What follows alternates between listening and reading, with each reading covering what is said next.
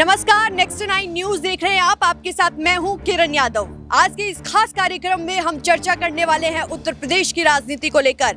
उत्तर प्रदेश की राजनीति अभी बहुत ज्यादा गरमाई हुई है, चाहे वो मैनपुरी सीट को लेकर हो, रामपुर सीट को लेकर हो या फिर गोला गोकर्णनाथ सीट को लेकर हो। आपको मैं जानकारी देते हुए चलूं कि गोला गोकर्णनाथ सीट पर उपचुनाव हो चुके हैं, लेकिन भारतीय जनता पार्टी और समाजवादी पार्टी की तरफ से तमाम दावे किए जा रहे हैं कि उन्हीं की जीत होगी। हालांकि बसपा और कांग्रेस की तरफ से अपना कोई उम्मीदवार नहीं उतारा गया और अब 6 नवंबर को यानी कि कल पता लग जाएगा कि आखिरकार गोला गोकर्णनाथ सीट पर किसकी जीत हुई और किसकी हार हुई। हम अपने लगातार लाइव सेशंस कर रहे हैं, लेकिन उसमें लोगों की तरफ से यही कहा जा रहा है कि समाजवादी पार्टी यानी कि अखिलेश यादव की जीत होगी।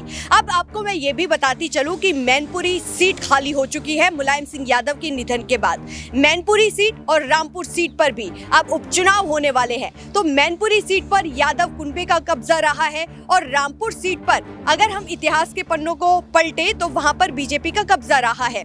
आज इन्हीं तमाम मुद्दों पर मैं अपने साथी दीपक के साथ चर्चा करने वाली हूं और उनसे सवाल करूंगी कि उन्हें क्या लगता है कि मैनपुरी सीट पर और रामपुर सीट पर किसकी जीत होगी और किसकी हार होगी। तो सबसे पहले आपका बहुत बहुत स्वागत है।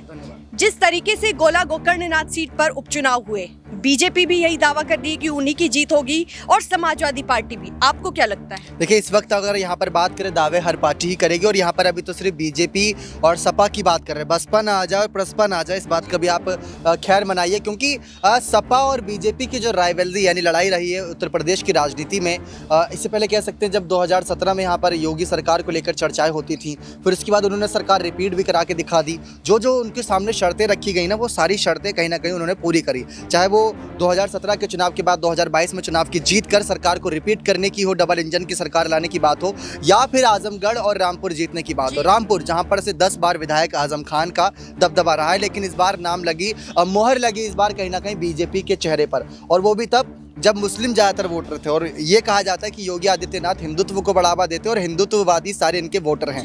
तो ये सारी बातें वहीं पर रुकती नजर आई। लेकिन इन्हीं सब के बाद चर्चा शुरू हुई फिर कहीं ना कहीं सियासी माहौल को लेकर, आजमगढ़ को लेकर, जो अखिलेश की सीट थी वहाँ पर डिम्पल को नहीं खड़ा किया, लेकिन धर्मेंद्र यादव खड़ा किया, जो मैनपुरी से कभी जीत चुके हैं। फिर वहाँ पर उनको खड़ा किया तो वहाँ पर पता लगा कि धर्मेंद्र यादव के खिलाफ निरहुआ खड़े हुए। अब वहाँ पर निरहुआ की जीत हुई। निरहुआ तब पिछली बार अखिलेश से हारे थे, बहुत बड़े मार्जिन से हारे थे, लेकिन इस बार निरहुआ जीतते नजर आए। कई रिपोर्ट आपने भी निरहुआ से जुड़ी दी। लेकिन रामपुर सीट पर भी चर्चा है कि इस बार कौन आगे खड़ा होगा, और मैनपुरी सीट पर भी 5 तारीख को चुनाव होंगे, 8 को नतीजा आएंगे। लेकिन आज अगर देखें तो आज 5 नवंबर हो चुका है, लेकिन अभी तक 1 महीने का वक्त ही बचा है और 1 महीने के अंदर इनको अपना प्रतिद्वंदी का नाम का ऐलान भी करना है, उसके खिलाफ उसके लिए प्रचार भी करना है। बीजेपी को भी सेम यही सारे प्रोसीजर को फॉलो करना होगा, उनको भी ऐलान करना होगा किसको खड़ा कर रहे हैं। अगर खड़ा कर रहे हैं तो स्टार प्रचारक कौन होंगे।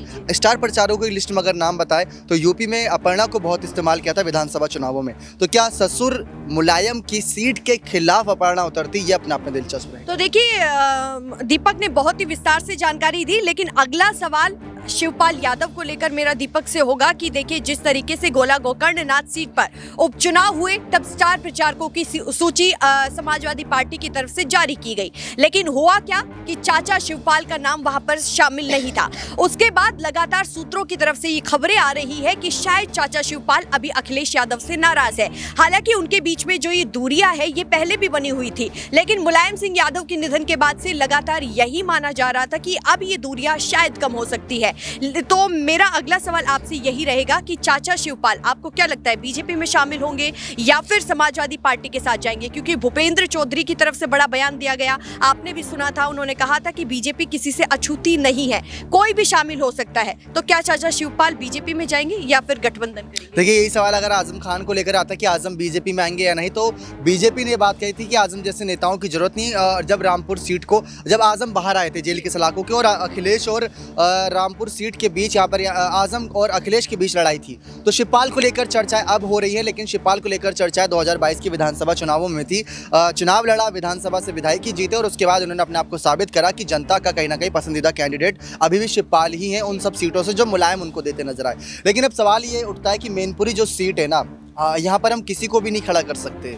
इसके पीछे की वजह यह है कि मुलायम सिंह यादव की जगह आप किसी को रिप्लेस कर रहे हो, तो उस कद काठी का नेता, उस शख्सियत का नेता जो जनता के बीच पसंद आता हो, उसको खड़ा करना है। जी, हमने कल अपना लाइव सेशन किया था, उसमें लोगों की तरफ से यही कहा जा रहा था कि तेज प्रताप नहीं, धर्मेंद्र यादव नहीं, ना डिंपल यादव, अगर कोई भारतीय जनता पार्टी को बड़ी टक्कर दे सकता है तो वो चाचा शिवपाल ही दे सकता है। तो यही तो बात कह रहे हैं कि चाचा शिवपाल, अगर जो साइकिल चली थी जब सपा की, जब मुलायम ने चलाई थी, तो साइकिल की आगे वाली गद्दी पर मुलायम बैठते थे, पीछे वाली सीट पर शिवपाल बैठते थे। तो चाचा कहीं ना कहीं जिस तरीके से अखिलेश यादव के बार बार यही कह रहे हैं कि उनको जिम्मेदारी मिलने का इंतजार है, जिम्मेदारी मिलने का इंतजार है, तो जिम्मेदारी अखिलेश अगर उनको मैनपुरी से देंगे तो अपने कदम पीछे नहीं करेंगे, क्योंकि मैनपुरी सीट मुलायम की यादों से जुड़ी हुई है। और मुलायम की यादों को याद में रखते हुए अखिलेश यादव के समर्थन में चाचा शिवपाल ने बातें कही कि जो मुलायम सिंह यादव की आखिरी इच्छा थी कि परिवार एकजुट रहे, एक छत के नीचे रहे, और आज है वो पॉसिबल, परिवार एकजुट है। आदित्य यादव जो शिवपाल यादव के बेटे, उन्होंने भी ये कहा कि मुलायम की यादों को और मुलायम की इच्छाओं को ध्यान में रखते हुए परिवार एकजुट है,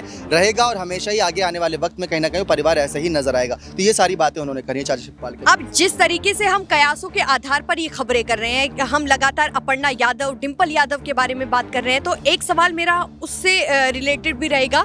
अपर्णा और डिंपल, आपको क्या लगता है कि अगर समाजवादी पार्टी ने डिंपल को खड़ा किया मैनपुरी सीट से और भारतीय जनता पार्टी ने अपर्णा को कर दिया, तो जेठानी और देवरानी के बीच में बड़ी टक्कर देखने को मिलेगी, तो किसकी जीत हो सकती है अगर खड़ा किया जाए? देखिए, अगर खड़ा किया जाता है तो यहाँ पर कहीं ना कहीं दिलचस्प मामला रहेगा, लेकिन सपा से जो खड़ा होगा उसको ज़्यादा फायदा मिलेगा, क्योंकि मुलायम पहले सपा से थे और मुलायम के परिवार से अगर कोई आगे आएगा तो परिवार को सहानुभूति मिलेगी, लोग श्रद्धांजलि देते नजर आए, लेकिन श्रद्धांजलि यहाँ पर भी देंगे वोट के तौर पर, ताकि लोगों का प्यार बना रहे। और सबसे दिलचस्प बात तो यही रहेगी कि मुद्दे क्या रहेंगे सीट पर, क्योंकि मुलायम सिंह यादव ने तो कोई कसर छोड़ी नहीं, पूरा चमका कर गए मैनपुरी, तो वो एक अपने आप में रहेगा कि जो दलित लोग हैं, जो गरीब पिछड़े वर्ग लोग हैं, जो जमीन से जुड़े लोग हैं, जो हमेशा से ही कभी भी जाने नहीं जाते थे समाज में, मुलायम ने उनको एक पहचान दी और मुलायम को कहीं ना कहीं पे ऑफ करेंगे, यानी कि वापस उनको वो बदले के तौर पर देंगे कि हाँ, अगर आपने हमारे लिए किया तो हम आपको याद रखकर आपके परिवार के लिए या आपकी पार्टी के लिए कुछ अच्छा कर रहे हैं। तो वो एक फायदा कहीं ना कहीं डिंपल को मिल सकता है, फिर अपर्णा को नहीं।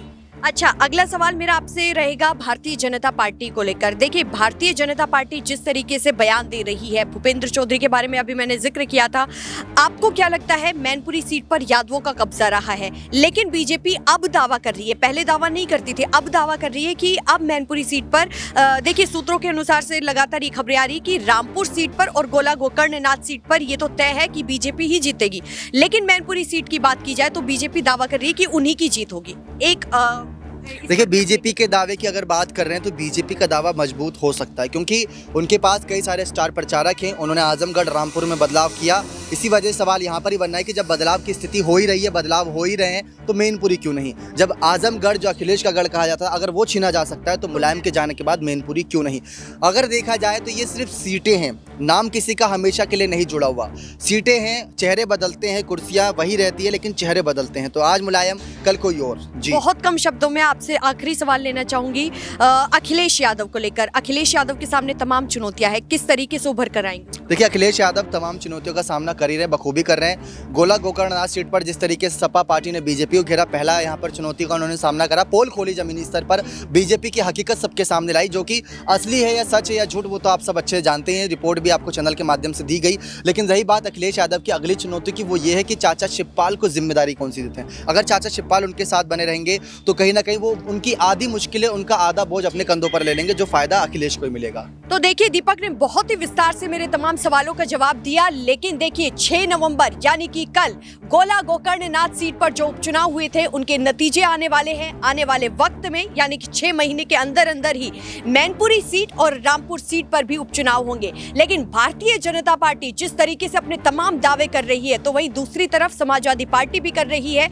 देखना बहुत ही ज्यादा दिलचस्प होने वाला है कि क्या भारतीय जनता पार्टी अपने इन तमाम दावों पर उभर कर कैसे आएंगी और किस तरीके से भारतीय जनता पार्टी अपनी जीत यहां पर हासिल करेगी। और समाजवादी पार्टी की अगर मैं बात करती चलूं तो समाजवादी पार्टी की तरफ से अखिलेश यादव के सामने तमाम चुनौतियां हैं। पिता का साया उनसे छिन गया है मुलायम सिंह यादव के निधन के बाद, और अब क्या चाचा शिवपाल उनका एक सपोर्ट सिस्टम बनकर खड़े होंगे, ये आने वाले वक्त में देखना दिलचस्प होगा। लेकिन आप हमें अपने कमेंट सेक्शन में राय जरूर बताइए। फिलहाल के लिए इस खास कार्यक्रम में बस इतना ही।